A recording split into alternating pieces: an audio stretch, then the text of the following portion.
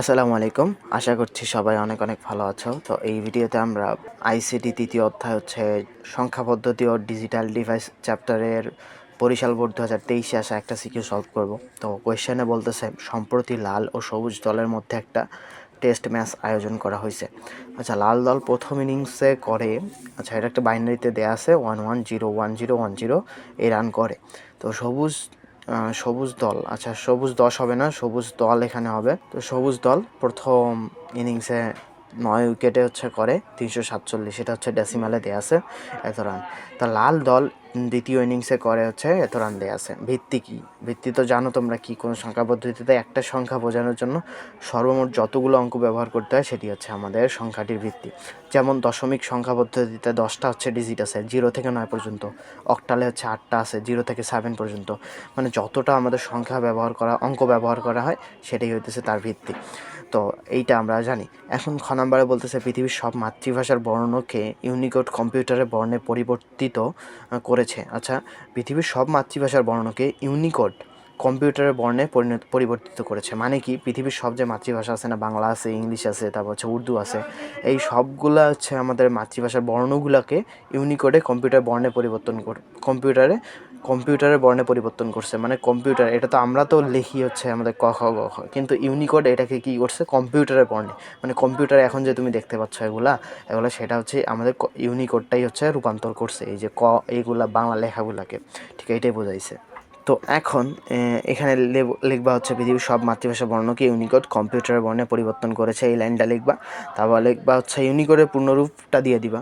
ইউনিকোডটা কি? মূলত 2 বাইট বা হচ্ছে 1 বাইট সমান সমান আমরা কি জানি 8 বিট না? তো 1 বাইট সমান সমান 8 বিট হলে 2 বাইট সমান সমান হচ্ছে 16 বিট হবে। তো 16 বিটের কোড, ফলে এই কোডের মাধ্যমে 2 টু দি পাওয়ার 16, এই 16 যে আছে না, এটা হচ্ছে 16 হবে 2 টু দি পাওয়ার 16 বা হচ্ছে 65,536টি অঙ্ক, বর্ণ ও চিহ্নকে অদ্বিতীয়ভাবে প্রকাশ করা যায়। এটা আমাদের এখানে লিখতে হবে। এটা থিওরিতে আমাদের আছে। তবে এই কোডের সাহায্যে বিশেষ ছোট বড় ভাষাকে কম্পিউটার কোডভুক্ত করা যায়। এগুলো তো আমাদের, এটা তো আমরা দেখতেই পাচ্ছি এখানে। তারপর যে সকল ভাষাকে কোডভুক্ত করার জন্য 8 বিট পর্যাপ্ত নয়, যেমন জাপানিজ, চাইনিজ, সে সকল ভাষার চিহ্নকে 16 বিট ইউনিকোডের সাহায্যে সহজেই কোডভুক্ত করা বা প্রকাশ করা যায়। জাপানিজ, চাইনিজ ভাষাগুলো একটু অন্যরকম, চিত্রের মাধ্যমে দেখো না, তো সেগুলো ব্যবহার করার জন্য আমাদের বেশি বিট লাগে, 8 বিট দিয়ে হয় না। তো যার কারণে হচ্ছে 16 বিট ব্যবহার করতে হয়। তো এটা হচ্ছে আমাদের, এটা বর্ণনা করে দিবা, বাস 2 নাম্বার পেয়ে যাবে ইনশাল্লাহ। তো এখন গ নাম্বার কোয়েশ্চেনে দেখো, সবুজ দলের প্রথম ইনিংসের রান হেক্সাডেসিমাল সংখ্যা পদ্ধতিতে রূপান্তর করো। আচ্ছা সবুজ দলের প্রথম, আচ্ছা সবুজ দল কই গেল? সবুজ দল প্রথম ইনিংসে 9 উইকেট করে হচ্ছে 347 রান। এটা হচ্ছে 347 না? তো সবুজ দলের ক্ষেত্রে 347 রান এইটা করে। তো এইটাকে আমরা কি জানি, যদি দশমিকে আমাদের থাকে হেক্সাডেসিমাল করার জন্য আমাদের 16 দিয়ে ভাগ করতে হয়, মানে যেটার ভিত্তি যত সেটা দিয়ে আমাদের বারবার ভাগ করতে হয়। তো 347 এটাকে যদি আমরা ভাগ দেই 16 দিয়ে বারবার, আচ্ছা আমরা এটা 300, আচ্ছা ঠিক আছে, দেখো 16 দিয়ে যদি ভাগ দিই 16 দুগুণ 32, হাতে 2 আমাদের কত চলে আসতে, সেখানে 2 চলে আসতেছে, 16কে 16, তার মানে কত হয়ে যাচ্ছে আমাদের? অবশিষ্ট থাকতেছে 11 অবশিষ্ট থাকতেছে এখানে। তো আমাদের এখানে 11 অবশিষ্ট থাকছে কীভাবে? দেখো 16 গুণন হচ্ছে আমাদের 21 না, তাহলে 336 আসতেছে, এখানে 347 আছে, আমাদের 11 হচ্ছে অবশিষ্ট থাকতেছে। এই 11-এর সমতুল্যটাকে আমরা কি লিখতে পারি? আমরা কি জানি 0 থেকে 9 পর্যন্ত তো আমাদের গেল, তারপরে কি শুরু হয়? এ হয় না, তারপরে 20 হয় না, তারপরে সি হয় না, ঠিক এইভাবে 9 গেল, এখানে 10-এর বেলা হচ্ছে আমাদের এ চলে আসে, আর এই বি এর বেলা 11, আর সি এর বেলা 12, ডি 13, ই আমাদের এভাবে চলে আসে। তো এই যে 11টাকে এখন আমরা এই বি লিখতে পারবো হেক্সাডেসিমালে। তারপরে দেখো 16 দিয়ে যদি এটাকে ডিভাইড করি, তো 16 দিয়ে ডিভাইড করলে আমাদের কত চলে আসতেছে? 16 দিয়ে, আচ্ছা আমরা এটা আবার বাংলা ইয়াতে লিখলাম, ঠিক আছে, এটা হচ্ছে ধরো ইংলিশে লিখছি না, আমাদের এইটা হচ্ছে বাংলায় আমরা 11 লিখলাম। 16 দিয়ে ভাগ করলে হচ্ছে 16-একে 16 আমাদের চলে আসতেছে, তাহলে কত? এখানে অবশিষ্ট থাকতেছে 5। তো এইটা আমাদের 5 হয়ে গেল। এখানে 16 দিয়ে ডিভাইড করে দিলে আমাদের এটা কত চলে আসতেছে? 16 শূন্যে 0, এটা হচ্ছে আমাদের 1। তো এখন আমরা এলএসবি থেকে এমএসবি করব, মানে হচ্ছে নিচ থেকে উপরে যাব, তাহলে হচ্ছে 1, 5 আর এটা কত? বি। বাস আমাদের কিন্তু হেক্সাডেসিমালে চলে আসলো। এটা হইতেছে আমাদের হেক্সাডেসিমালে। তাহলে এইটা কি? 347, এইটা সমান সমান আমরা এইটা লিখতে পারি। এটা বাংলায় আমাদের হয়ে গেল, ইংলিশে করলে যেহেতু বাংলায় দিয়ে আছে তো বাংলায় আমরা করলাম। তো গ নাম্বার আমাদের চলে আসলো আশা করি বুঝছো। অ্যান্ড দেন খ নম্বরে যাব, লাল দলের 2 ইনিংসের রানের যোগফল সবুজ দলের প্রথম ইনিংসের চেয়ে কম না বেশি ব্যাখ্যা করো। খুবই সহজ, লাল দলের 2 ইনিংসের কি রানের যোগফল, লাল দল কি করছে প্রথম ইনিংসে হচ্ছে এটা এটা একটা বাইনারিতে দেয়া আছে। তারপরে কি বলছে, লাল দ্বিতীয় ইনিংসে হচ্ছে আমাদের এটা একটা হেক্সাডেসিমেলে দেয়া আছে। তো এই দুটার যোগফল আমাদের কি চলে আসবে, এই দুটার যোগফল সবুজ দলের প্রথম ইনিংসের চেয়ে কম না বেশি। সবুজ দলের প্রথম ইনিংসে হচ্ছে 347 রান করছে, এটা তো ডেসিমাল দেয়া আছে, বাকি দুইটাকে ডেসিমাল করে যদি আমরা যোগ করি তাহলে আমরা কিন্তু বেশি না কম এটা বলে দিতে পারবো। তো লাল দলের ক্ষেত্রে আমরা এখানে লিখব, লাল দলের প্রথম ইনিংসে এভাবে লিখবা, প্রথম ইনিংসে রান, প্রথম ইনিংসে কত করে 1-1-0-1-0-1-0 এইটা করে না। এটাকে আমরা কি করতে পারি, এটাকে আমরা ডেসিমালে কনভার্ট করতে পারি। এটাকে ডেসিমাল কনভার্ট করলে কীভাবে করতে হয় দেখো, 1 2 3 4 5 6 7টা আছে না, 7টা আমরা কি করব, এই যে ভিত্তি দিয়ে গুণ করে দিব, প্লাস হইতেছে এখানেও আমরা করব এইভাবে, আমরা ফাঁক রেখে রেখে কয়টা করব, 7টা নিব। তো গুণন হচ্ছে আমাদের 2, গুণন হচ্ছে 2, কয়টা হইলো আমাদের 1 2 3 4 5 6, আরেকটা আমাদের নিতে হবে। তো আরেকটা আমাদের নিতে হবে, একটু যদি এরকম করে আমাদের চলে আসলো।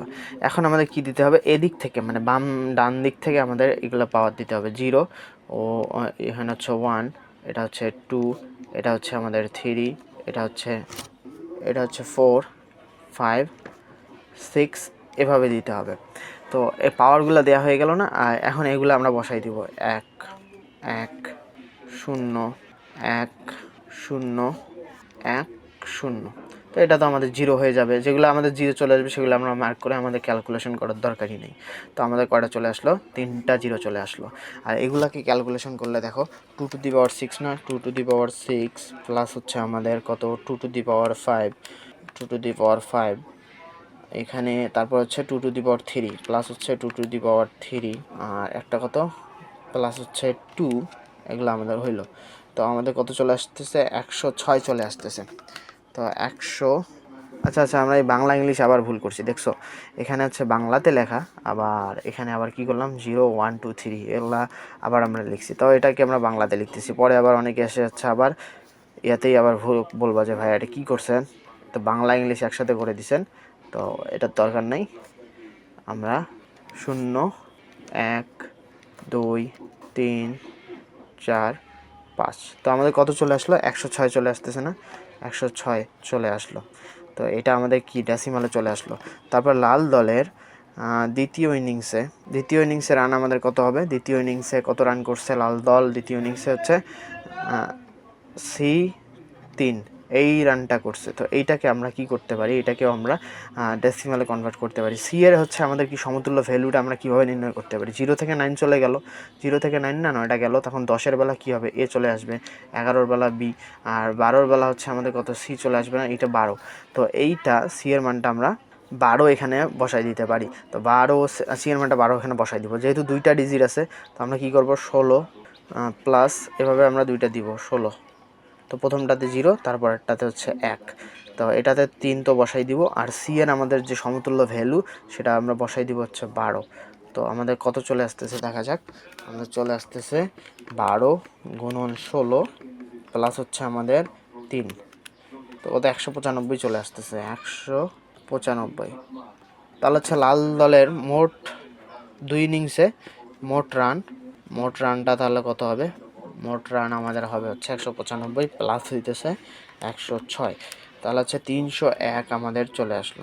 এটা আমাদের চলে আসলো 301। তো এখন দেখো 301 হচ্ছে আমাদের কি লাল দলের মোট, এই যে 2 ইনিংসে মোট রান না। এখন বলছে সবুজ দলের প্রথম ইনিংসের চেয়ে কম না বেশি, সবুজ দলের প্রথম ইনিংসে কত 9 উইকেটে হচ্ছে 347 রান করে, এটা কি আমাদের কি কম না, 347টা বেশি না, এই যে এটা তো বেশি নাকি। তো এখানে লিখে দিবা অতএব হচ্ছে আমাদের লাল দলের 2 ইনিংসের রানের যোগফল সবুজ দলের প্রথম ইনিংসের চেয়ে কম, এটা লিখে দেবে। এটা হইতেছে আমাদের অ্যান্সার। তো আশা করি সবাই বুঝছো এবং এনজয় করছো। আর তোমরা যদি হইতেছে ম্যাথের হইতেছে বিভিন্ন সৃজনশীলে যদি সৃজনশীল সমাধানে আটকাও, তাহলে আমাদের অনেক ফ্রি ভিডিও আছে, প্লেলিস্ট আছে, তোমরা সেগুলা দেখতে পারো। সেগুলোতে খুব ডিটেলসে তোমাদেরকে সুন্দরভাবে বোঝানো হয়েছে। তোমরা কোনো ম্যাথ আটকে গেলে ওখান থেকে করতে পারবা, থিওরিও ওখানে বোঝানো হয়েছে, তোমরা এগুলো দেখতে পারো। আর কিছু হচ্ছে আমাদের পেইড গ্রুপ আছে, তোমরা সেগুলোতে পেইডে জয়েন হয়ে যাইতে পারো, খুব ভালোভাবে বোঝানো হয়েছে। তোমরা যদি যাও তোমাদের ভালো কিছু হবে আশা করি। তো তোমরা দেখতে পারো গ্রুপগুলো, তারপর হচ্ছে ফ্রি প্লে লিস্টগুলো দেখতে পারো। তো আশা করছি এইটাও তোমরা ভালোভাবে বুঝছো। নেক্সটে কোনো একটা ভিডিওতে দেখা হবে। ততক্ষণ পর্যন্ত সবাই অপেক্ষা করতে থাকো। সবাইকে আসসালামু আলাইকুম।